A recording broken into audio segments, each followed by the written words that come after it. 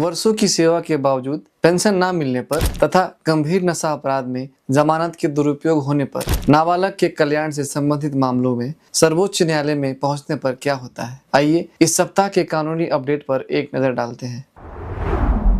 1 जून 2026 को भिखानी देवी और अन्य बनाम भारत संघ और अन्य के मामले में सुप्रीम कोर्ट ने कहा कि भले ही अस्थायी रूप से काम करने वाले दैनिक मजदूरों के नियमितीकरण का कोई औपचारिक आदेश न हुआ हो, परंतु उन्हें उनकी सेवानिवृत्ति पर पेंशन मिलनी चाहिए। मामला बिहार के डाक विभाग के नाइट गार्ड्स का था, जिन्हें 4 दशकों से सेवा देने के बावजूद राज्य की लापरवाही के चलते पेंशन नहीं दी जा रही थी। अदालत ने कहा कि पेंशन कोई उपहार नहीं बल्कि अनुच्छेद 301 के तहत एक संवैधानिक अधिकार है और प्रशासनिक देरी के कारण नागरिकों के कल्याण के अधिकार समाप्त नहीं होंगे।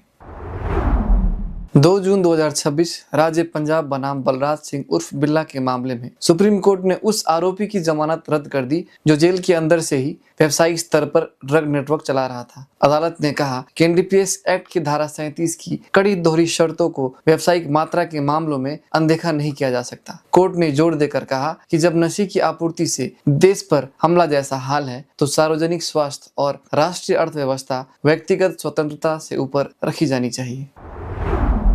3 जून 2026 शेफाली चक्रवर्ती व अन्य बनाम राज्य पश्चिम बंगाल के मामले में सुप्रीम कोर्ट ने एक मां को उसके नाबालिग बेटी की संपत्ति के संबंध में विकास समझौता करने की अनुमति दी और निचली अदालतों के खारिज किए हुए फैसलों को उल्टा। हिंदू नाबालिग और संरक्षण अधिनियम 1956 की धारा 8 के तहत पेरेंट्स पेट्रिया सिद्धांत का हवाला देते हुए कोर्ट ने माना कि खाली अभिव्यक्त जमीन के हिस्से को बदलकर एक निश्चित रिहायशी यूनिट और नकद लेना नाबालिग के हित में ठोस लाभ है। यह लेन देन केवल इस शर्त पर मंजूर किया गया कि नाबालिग का 10 लाख रुपए का हिस्सा एक राष्ट्रीयकृत बैंक में सुरक्षित रखा जाएगा जब तक वह नाबालिगता से बाहर नहीं हो जाता।